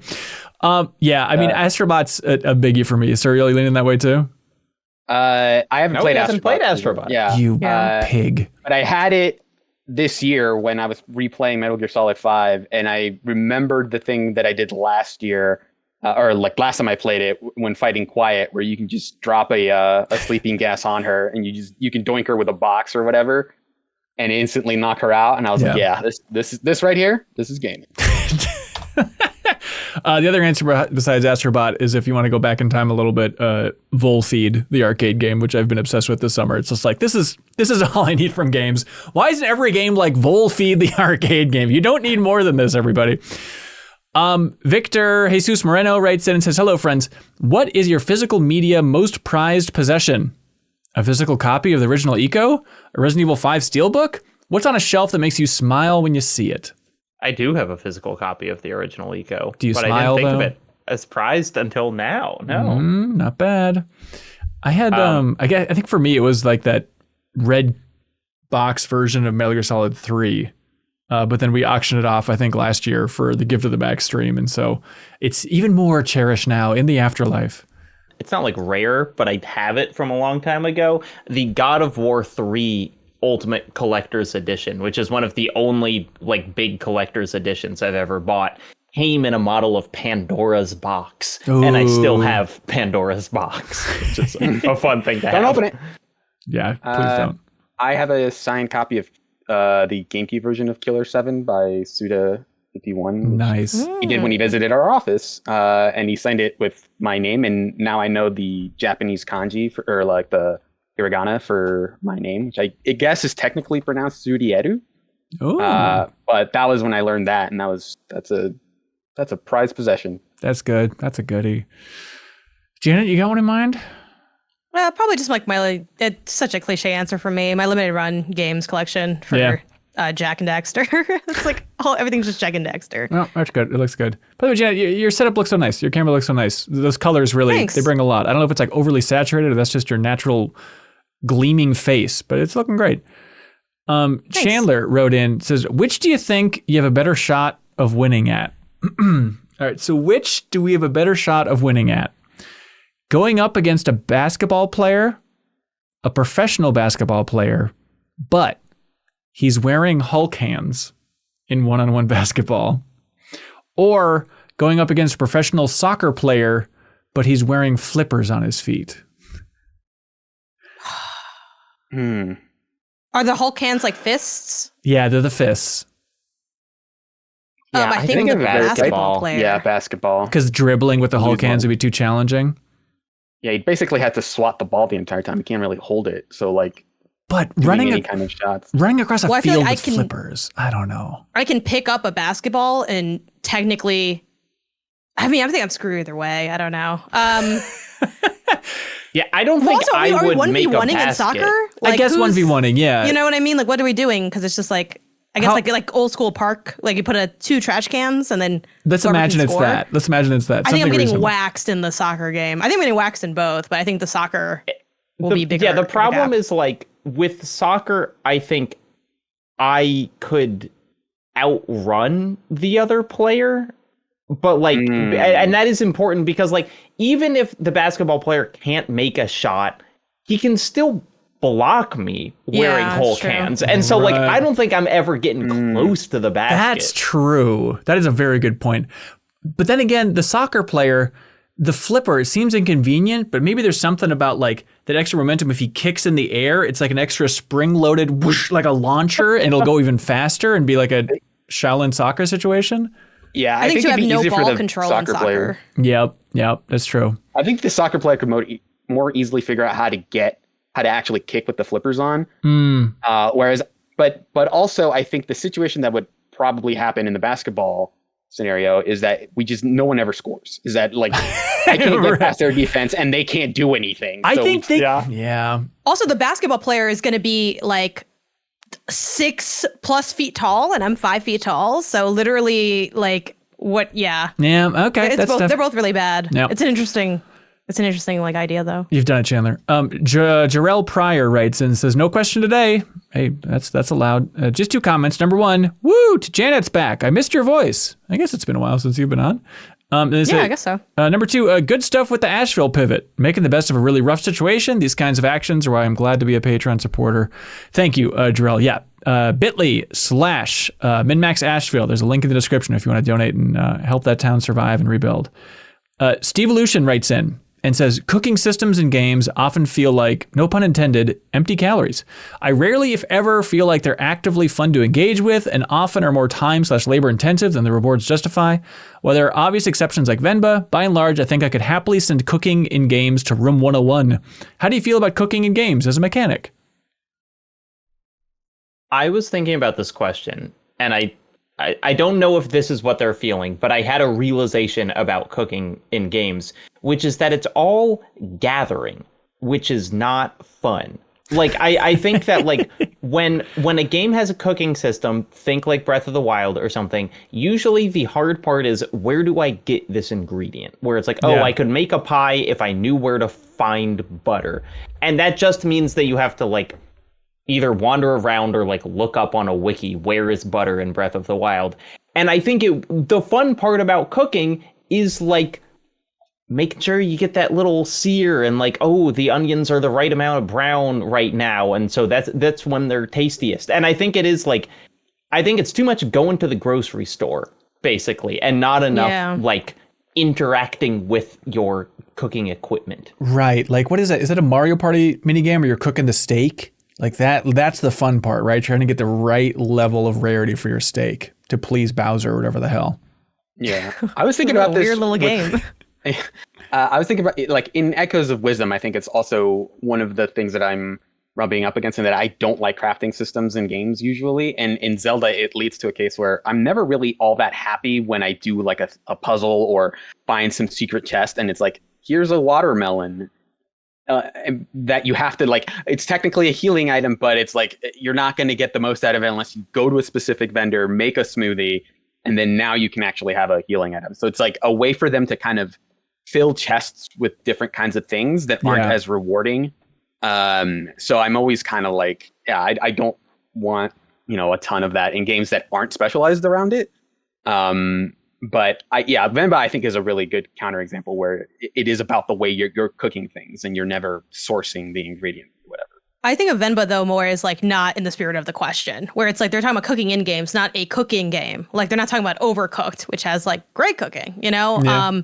I do think it is hard for games to flesh out that mechanic because Jacob, you nailed it. It really is just going to the grocery store, but the store is like a forest. I feel like a lot of games struggle, though, with making it more than just a whack minigame to the Mario Party example. It's like, I feel like cooking hasn't had its fishing moment, where I feel like with fishing, we have different ways that we've decided to do it. Sometimes it's just like you put the line in and then you like grab the shadow. Sometimes there's like a rhythm game element. I think the best example of a more competent cooking integration, even though I didn't spend like a lot of time in this game, but Moonglow Bay had some really fun cooking where you had like a little timed mini game of like chopping the ingredients and you're kind of working to make like better levels of like the recipes and you're like walking around in your kitchen slightly. It's not too involved. I think it was just the right amount of involvement, but I'm pro cooking in games. I feel like it gives me something else to do with collecting things, and it's a different angle for collection where you can also collect and experiment with how those things combine. I think that's inherently a little bit fascinating, but I would like to see a little bit more done with the space. Like, could Link craft like a really fancy wok where now he can make new ingredients that he wasn't, can kind of move it around or something and just kind of make something different. I think could be fun. But yeah, I want to see cooking in games like forever. I think it's a fun mechanic. Mason, a fun idea that's like sometimes it's done midly, but the idea is there. Yep. Mason Parker writes in over on Patreon saying, "Hey y'all, Following up on last week's episode with a lot of taco debates, Mason Parker says, I run a fast food Tex-Mex restaurant here in Texas, and over the last 6 years, I have made over 1 million tacos, averaging about 3,000 tacos a week. I would say this makes me an expert. A taco can absolutely only have meat and cheese in it. That is how I eat tacos personally, and they are incredible. So they have spoken. I'm sorry, everybody. 1 million tacos. This guy's made 1 million, and he declares it totally fine to only have meat and cheese in your taco, apparently. And I bet he's pro hard shell, too. So Mason Parker's just laying down the law here. Yeah. He wants me a Tex-Mex. I'm not going to touch that. That's your own thing. All right. That's your own thing that you can keep over there. I get that's y'all's culture. Yeah. I think hard shell that tacos thing are does not basically taste like good. pizza, and that it's like not the place where everyone thinks it's from is not really they don't know them. Like that's not a thing we claim ownership of too much. Interesting. Hard shell tacos are like pizza, and that I like to eat. It's good in my mouth, which is typically where food goes. All right. Ollie W. writes in and says, if money or size wasn't an issue, what is one thing you'd want for your house or apartment? The pushback basketball game at the arcade. Oh, wow. Okay, yeah. Pushback. What does that mean? Yeah, but with two, like, so there's like I forget the name for what the general genre of machine, but the basketball game where there's like a hoop. Yeah. Where you're just trying to make like as many hoops as possible. Right. Yeah. But the and Incredible usually Hulk's they trying have to like a stop you. feature. Well, usually they have a feature where you can hit pushback as one of the modes where it starts forward and then it goes back. Sometimes they have variations where it's like oscillating between like forwards and backwards. Sometimes it's just the furthest back. But yeah, specifically one that has like the 2-player setup where it's like 2, nets and then you guys both go head to head and play. I think I'd be more fit. I'd be more psychologically stable if I had that in my house. There's no doubt. And I'd be better at the game, which is like win-win-win. Yeah. I love those games. Practicing for when you beat the pro player with the That's Hulk right. games. Yeah, he won't see it coming. Yeah, You've been training exactly. like crazy. No, I play like there's a mall where I get like my eyebrows done and they have like a little arcade, and literally every time I get my eyebrows done, I like pop over and I like play one round of that game. So it's the best game ever. This question's interesting because it's like, I don't know. It's probably a bad sign or maybe a healthy sign that I'm like, I don't know if what do I want? It's like obviously like Sunset Riders Arcade. I'm jealous of that. Yeah, I want so you much should take stuff. my brain. But like, I don't know, like if size and money wasn't an issue, it's like, would it be cool to have like a big indoor pool in your house like Lara Croft has in her mansion? Would that be neat? I don't know. I guess so. I mean, you still have to live in that house, and I feel like the indoor pool just is one of those things that's just going to create a bunch of problems. Indoor pool is it's like is the upkeep also no money required? Okay. All right. Mine is like big dark wood paneled library room. Ooh. Just like lots of bookshelves, and I have one of those like super fancy chairs that people sit in. It's like I got plenty of bookshelves and room for books in my house, but it's more like I want to be able to shut the door and it's quiet and it's me and the books in there. Time enough like a big at last. window and I can look at trees. Mm-hmm. That's right. Then your glasses shatter. That sounds nice. Yeah. No. Hyperbolic time chamber. Yeah, smart. That's the only correct answer. If money is not an issue, then yeah, put it in there. Yeah. Create it. If we use all the money in the world, surely we can crack that. Mm-hmm. By the way, you're That's gonna see Dragon Ball Daima in the theaters. Those first 3 episodes, Serial. I haven't seen. I saw the thing and it looked very weird, but I feel like that the crowd that is going to go see that feels like I should get to know that crowd just to be like, what is the audience that goes to the? We've made all of our Dragon Ball people childish. Right. What does that look like? That'll be fascinating. Only the. What if coolest they're people. there for the same reason though, and then you're all just staring at each other? Yeah. Now no one's watching the movie. Yeah. Just like, what kind of weirdo would be here? Oh, Just no! everyone's looking around the theater. Chock full of writes in and says, I rolled credits on Astrobot this week, and boy howdy, that was a fun credit sequence. Before this, Katamari Damacy was the only other game that I thought actually had a fun credit scene. You got to roll up all the continents of the world. On the other end of the spectrum, I also recently finished Nintendo World Championship NES Edition, which, for a game that's all about speedrunning, sure had long and slow credits that you couldn't mash your way through to speed up the text. What are some of your most notable credit scenes in games? Smash Bros. Melee. Smash. Yeah, obviously. Yeah, That was- the classic. What does Brawl and Ultimate have? Do Is they it kind of have the same idea? things? Who cares? No, I'm just kidding. Melee Brawl is has the it. iconic one. Yeah. I'm looking at Brawls. I don't think Brawls is interactive. Can this really be? Well, is it the credit? Because there'd be like the Subspace Emissary credits, but there'd also be like just the kind of classic mode clear credits. Right. One that came to mind for me actually while playing Astrobot was the Bayonetta credits, which are lightly interactive in that you do get to do battles while some of them are running, but more it's just this lavishly animated music video. And I got the same feeling that I got from Astrobot, which is like, this is a game that is so in love with itself in such a nice way, where they're just like celebrating how cool it is that they made a game exactly in the way that they wanted to. I've always loved the Bayonetta music video credits. Yeah. Yeah, because I was going to ask which credit sequence in Bayonetta. Because Yeah, they got multiple, but yeah, the big dance number. Yeah. The Astrobot credits. Tiny spoiler about a tiny detail in the credits for Astrobot, but that's it, I swear. The only thing that bummed me out during that credit sequence is like they had memory cards, like PS1 memory cards flying around and stuff with names on them. I wanted them to be like handwritten. Like, you know, it was just like this kind of like stock pixel text and all that. But like, wouldn't it be cool if like everyone involved like actually signed it like you would have signed your old memory card? Wouldn't it be a cool personal touch? Could that have been that hard? Probably, to collect hundreds and hundreds of signatures, but I don't know. You know, the stock text kind of bummed me out for everybody. Someone's got to take Astro down a peg. Yeah. I'm glad it was you, Ben. Trash Finally. game. Trash Legendary game. Astro hater. That's Ben right. Hansen. Truth to power. I also really loved the What Remains of Edith Finch credits. They're not interactive, but the like pre-credits before like the really long ones with like the black background, they had the like kids pictures from like the team. Yeah. Oh, that's like really Ian Dallas, good. creative director, and I thought it was really sweet. Like it was just so like heartwarming, and I think that game is so much about, you know, family and family history that I thought it was just a nice touch to have in the game. Yeah, that is really good, because it's like it's too easy to be like, well, the good credit sequences are the ones where we can run and jump around and hurt the names, but it's like, no, there's still a way to do it that's a cool way, and that's a great example. Yeah.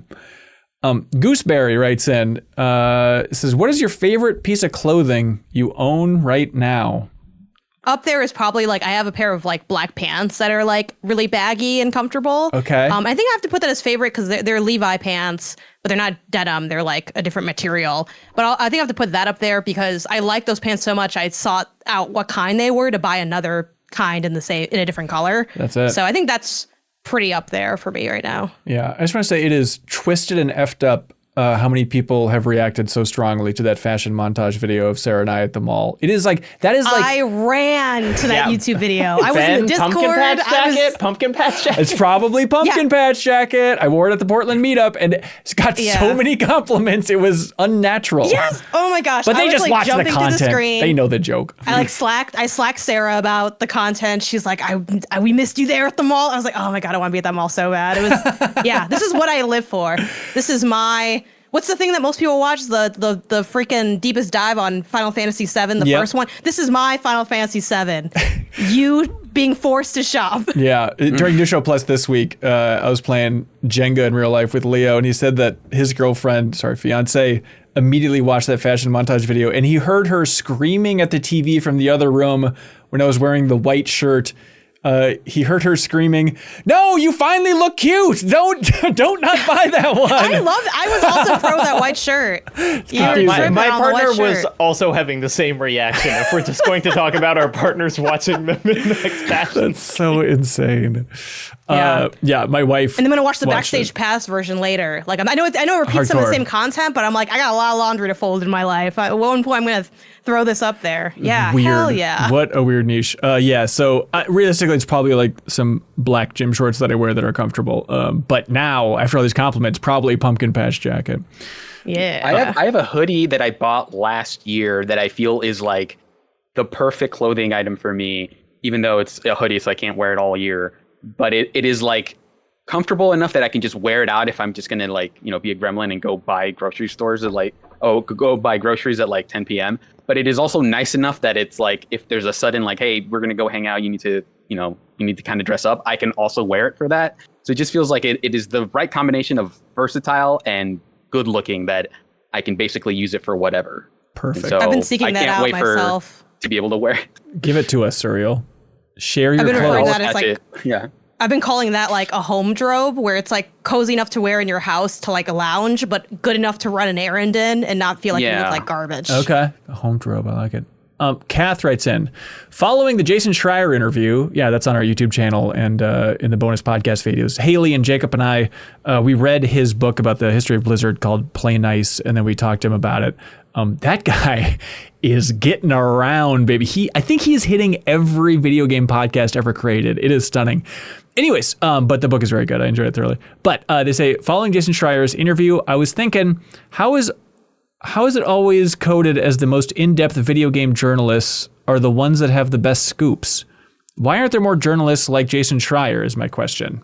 That's an interesting framing of that question, because I get a little tired, and I think Jason Schreier would probably get a little tired of like, whenever there's a story that Jason Schreier has reported on Reddit, you go there and it's like, thank God there's someone doing video game journalism. Jason Schreier, the one video game journalist.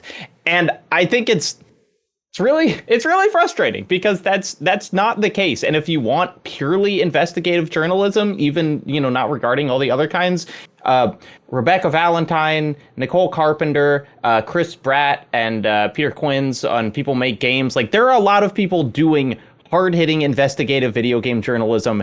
And for whatever reason, Schreier has this kind of like public opinion as like the guy who does video game reporting. And he's great at what he does. And I think that his stories are really well reported, but like, he's not the only guy. Yeah, he certainly does. I mean, in terms of like breaking those stories, I think he's maybe the most prolific.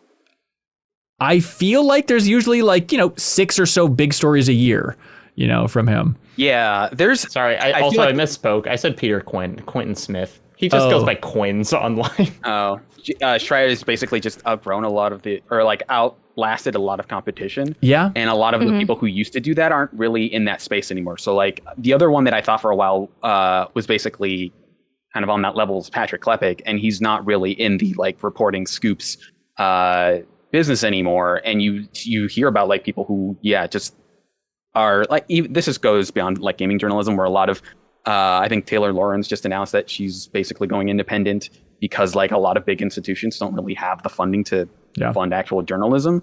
And then, in our space, you hear about people like Brendan Sinclair, who is like not someone who made headlines and had his name out there, but was like quietly one of the most consistent reporters about like, here's what's going on in the business. Here's some analysis that gives all of that stuff context. And he'd been doing it for like over 2 decades. And he just had like all of this information because he'd been doing this exact thing for 20 years. And then suddenly, he's been laid off. And so now has to figure out, is that even a viable career path? Does that transfer to another field? And so that ends up, like Schreier's also just the one that stuck around the longest and was able to kind of maintain like his ability to actually do that at different outlets. It's frustrating to hear like people who are at a bigger outlet, I understand all games media is pretty precarious these days, but it's something that's a little bit stabler and bigger. Even like on podcasts, I'll hear people say sometimes every once in a while, like, I wonder what's going on behind the scenes of this game. Well, I hope Jason Schreier reports on it. Moving on. It's like,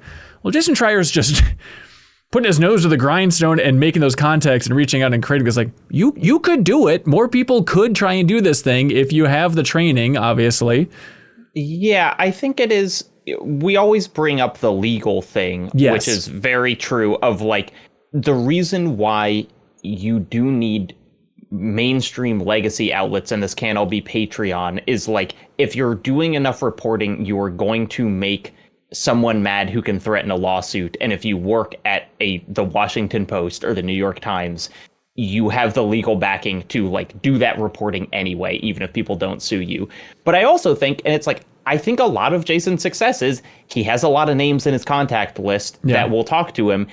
And you can just decide to do that, but you also don't get to that point unless you have been working in games journalism for a long time, and that environment doesn't exist anymore. Right. I mean, like, Ben, you have so many people in your contact list that like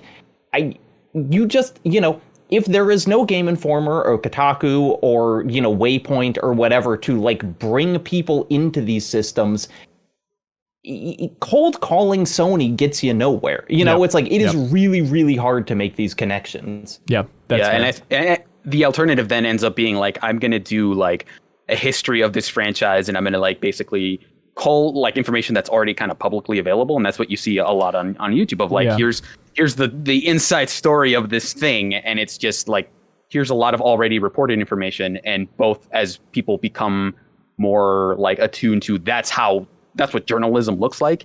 They're more satisfied with that. And then the people who can create that original reporting are kind of pushed to the side in favor of people who are already kind of recycling that information. Yeah. That the whole recycled chain on YouTube, it drives me nuts sometimes, but mainly just from people that could be going out and creating new content, have contacts with developers and stuff, but just instead being like, oh, here's a headline, let's just react to that. It's like, come on, we could do something better than that, right?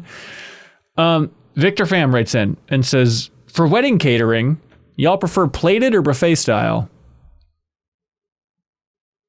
As a guest, at least, I kind of prefer plated, only because in the post/never really quite post-COVID era, buffet style gets real dicey. I get really worried about like people.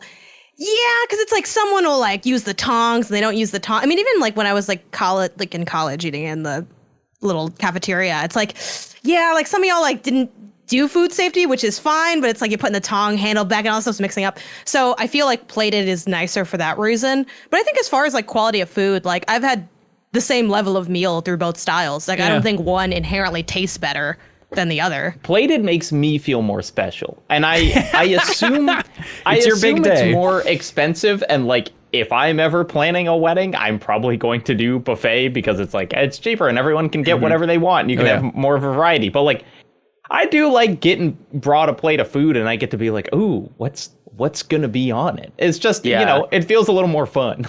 You get to eat food that you normally wouldn't, like, here's like what a fancy meal could look like, even though it's like, normally I wouldn't go out of my way to like order this kind of food. Right. The pitfall, like the worst wedding meal-wise that I've been to was like one where for some reason they were just alternating the plates so that everyone was served depending on their seating arrangement. But it was like this person got one like meal A, this person got meal B, the person next to you gets meal A, and it was very weird because I'm not sure why you would do that, because then what ends up happening is the entire table is served and then there's like 3 or 4 people who are like immediately swapping out their meals with each other, because it's like I'm a vegetarian. The RNG of the wedding, like that's wild. This is twisted.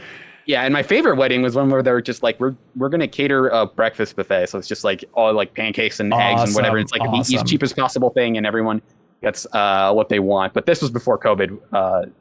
And Janet raises a good point about like the food safety concerns. Yeah. I love a food truck. If that's not really doable for a lot of venues because most don't let you bring in outside food. But like I'm definitely exploring that as like that'd be my ideal scenario to have like food trucks. It'd be sweet. It's like you get some variety, but like you also can, you save a little bit, but also the food is like better because catered food usually isn't that good. Like the best catered food, unless you're going really, really expensive, it's usually like, low-key, this is a little dry. It's like you spent a lot of money, but like it didn't translate to a good meal. I went to a wedding recently. It was an outdoor wedding, and they had mozzarella sticks and like a big tub of marinara sauce. I was like, this is excellent. I would not think of this in a million years for a wedding, but maybe it's just I really love mozzarella sticks. But I'm like, of course I want to eat mozzarella sticks in a big function like this. It just makes everything more fun, Is it more fun food than mozzarella sticks, Jacob? I dare you to name one.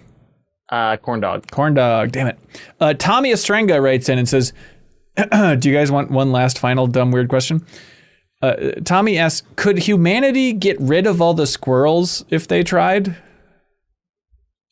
If we tried? I think so, yeah. We're getting there. I think it's maybe the thing we missed there. Facts! What are you talking about? We're not even trying, and we're destroying most of the earth. So I think if we set out for it, okay, so if you ever heard of carrier pigeons? Did they go extinct? Yeah, Ben, there used to be swarms of pigeons so large that they would literally darken the skies for days, and they are extinct. Those within the last century. So carrier pigeons, they weren't just like normal pigeons that were trained. They were a different species? No, this is I want to make sure that I've got this right. But yes, it is a species of bird that is extinct that was like the biggest in the world. Did we have to send all those messages to Mars? That was a really bad idea. We killed all those birds. Passenger pigeons, excuse me, not carrier pigeons. Okay. Passengers. Interesting. Yeah. I saw them in the Field Museum. Not alive, obviously, because, the extinction.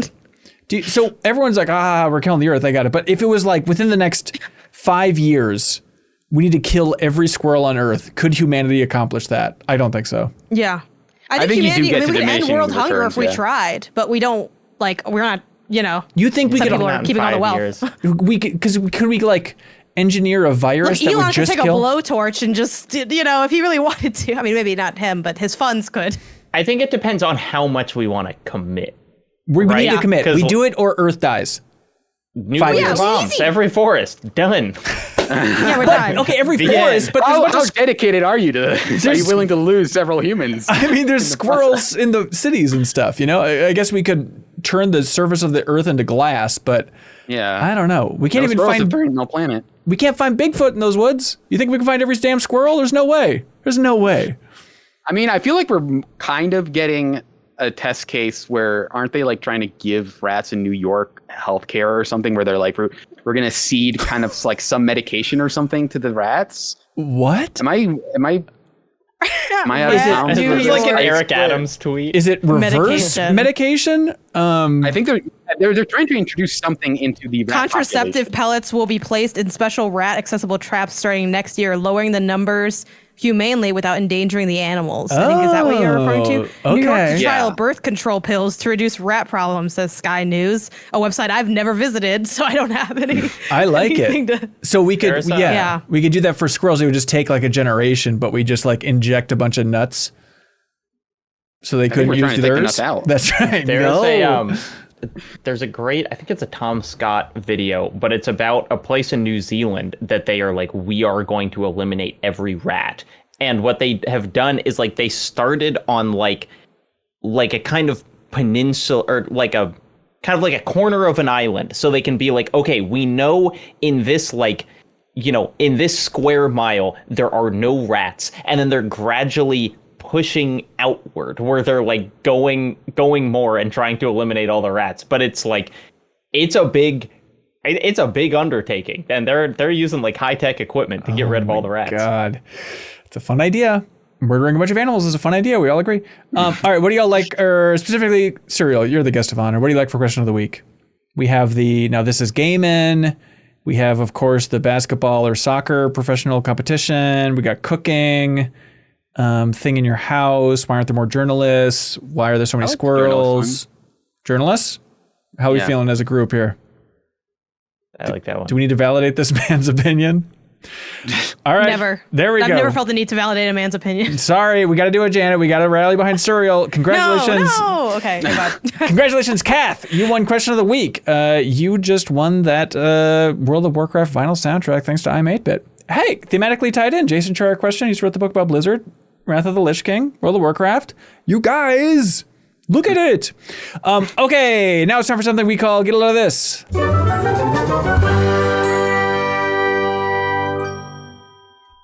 Hey, get a load of this. Old Brad Shoemaker, young Bradley, as we like to call him in the biz over there at Nextlander. He just made some offhand reference to something, and maybe this is a factoid I knew, but it struck me. The fact that technically right now we are in an ice age on Earth. Did you all know this? So apparently there have been at least 5 major ice ages that have occurred throughout Earth's history. The earliest was over 2 billion years ago, and the most recent one began approximately 3 million years ago, and it technically continues today. We are in a warm interglacial period that began about 11,000 years ago. The last period of glaciation, which is often informally called the Ice Age, peaked about 20,000 years ago, but we're technically still in it. Isn't that fun? Interesting. Combine that with like the fact that birds are dinosaurs. We're basically living in Ice Age, the Continental Drift right now, or whatever the hell the name of that movie was. All right, you got one, Serial? Sorry, I didn't prep you. Yeah, get a load of this. Earlier this year, Mubi announced that they were doing a 4K restoration of the movie The Fall, and it just came out, and I hadn't seen it, and I watched it. And speaking of like trying to get a really hot guy to become a pirate, that's basically what they do with Lee Pace. And I watched it last week. It immediately became one of my favorite movies ever. And then I showed it like within like 3 days. I showed it to a bunch of friends, and they all were super into it. So it's on Mubi right now. I think they're planning to do like a theatrical release for the movie at some point. But it's definitely worth using up your free trial, that precious free trial period for a streaming service to just watch that movie. Because I've watched it twice in the last week, and it's been great both times. Sweet. The Fall is the name of that. Yeah. Get a load of this. My favorite Simpsons couch gag turns 10 years old this week. It's the Don Hertzfeldt couch gag, in which very loosely Homer goes to the future. But it's just, I actually made a video about this like 3 years ago or whatever, but the animator Don Hertzfeldt, who I'm a big fan of, was tweeting about this week, like, hey, this turned 10. Here are some like notes that I did on it. And it's just, if you've never seen this thing, it's my favorite piece of Simpsons media of the past, not of the entire run of The Simpsons, but like, hey, you say modern Simpsons doesn't have it, watch this couch gag. You'll be stunned by your inaccuracy. All right, link below if you're going to check it out. It's in the description. Get a load of this. I found, my fiance showed it to me, this word game that I've gotten really into. It's kind of not enough to, unpack on the main show, but it's called Word Salad, a daily puzzle. They also have like other puzzles. It's not necessarily just limited to daily, but essentially you get a grid of letters and then you have like a topic. So it might be things that are cold. And then you have the several words. It just shows like numbers, like 6, 4, 3. And that's like, okay, there's a word with 3 letters. There's a word with 6 letters. And you have to like trace over them. And once those letters have been used completely, like there's no answers that have those letters, they then disappear from the board. So it's like, I think what's really cool about this, besides the fact that I'm just a big fan of word games, is it kind of has that light process of elimination element to it, which I think really helps make word games or make puzzle games in general a bit more generally inclusive for people, in the sense that, okay, if you're stuck on one thing, maybe like you might solve this and then kind of work your way around into figuring it out. But yeah, it's been a lot of fun. There's an app version. I think it's like $3 if you want to get rid of the ads. So it's been a good time. Sweet. Links below. In the Discord, there's a whole channel dedicated to Get a Load of Thises that people post in there. It's very fun. Not Weirder posted a tweet from Play Magazine, where they said, with a heavy heart, we have to let you know that the next issue of Play will be the magazine's final one. For current subscribers, the subs team will reach out before long with steps, with the next steps here. But yeah, Play Magazine, technically it went down before and then was revived, but it's, the UK's PlayStation magazine. It's been around since 1995. So another big magazine going down. So just a reminder out there to, support the media you like. But hey, that is it for this episode of the MinnMax Show. Suriel, thank you so much for being here, sir. Thanks for having me. This is a ton of fun. Oh, how sweet. What would you like to plug? If you could take all the people right now that are watching and listening and move them somewhere else, where are you moving them? You can wishlist Merchants of Rosewall. It'll be out sometime soon. You can also check out the recently announced book by Lost in Cult that they're doing like a huge kind of spread of Grasshopper manufacturer history, and I'll have a long essay on the game The Silver Case in it if you buy the collector's edition. But yeah, I'm part of that. That's really exciting, and awesome. Cool. Well, thanks for being here. Anybody else have something they want to plug? Forgot to mention or ask you in the Slack. Check out the MinnMax charity stream this Saturday. Hell yeah. Charity stream happening, this Saturday, 7 to 11 p.m. on MinnMax's YouTube channel. We'll all be in there playing games. We need to lock down exactly what those games are, but surely we'll get to Jackbox and some other hijinks. It'll be fun just to play some big games with a bunch of us, and we'll have charity auctions in there spread throughout. But thanks to everybody for going there. If you're planning on going to the community meetup, this is the community meetup, but one that everybody can go to, and we're raising money for a good cause. But just a reminder, we do have the deepest dive on Zelda rolling right now. You can unlock that podcast in the bonus podcast feed. You can also get bonus pod each and every week in that bonus podcast feed. This week it was Haley McLean and Charles Hart raving about Metaphor ReFantasio. Based on the demo. They are over the moon about that game. And so we'll be talking about that in the future on the main show. But for now, you can hear Haley and Charles rave about it on Bonus Pod. It's a very fun episode. And they talk a lot about Charles's puppy as well. So if you like puppies or JRPGs, unlock Bonus Pod. And if you unlock Bonus Pod at that $5 tier before the end of this Friday, October 4th, we'll DM you a code for 1,000 times resist. So if you've been on the fence about supporting MinnMax on Patreon, hopefully us being able to send you a great new game on Steam is the little nudge you need. We'd appreciate the support. Keep us rolling here. But that is it. Oh, I should mention special thanks to everybody who came out to the Portland, Oregon meetup that we had last weekend. It was an awesome turnout. Everyone was so sweet. Everyone was so smart. Everyone was so funny. I am constantly humbled and amazed by how good everybody is at those meetups. Everyone's just super excited to talk about games, and I just sit back and be like, oh, these people are way funnier and way smarter than I am. So thanks everybody who came out. Really appreciate it. Kelsey, Luna, and I had a good time. We filmed 8.5 hours of footage. So Backstage Passers, get ready. We'll be cutting down that video, and there will be a special video going up within the next couple weeks here, and it's going to be kind of kicking off hopefully a new format for us here at MinnMax, and I think it's going to be a fun, informative, and fun time. But that is it for this episode. Thank you so much, everybody. Greatly appreciate it. We'll be back next week with a whole new episode. But until then, go to bit.ly/MinnMaxAsheville and be good, have fun, let's go.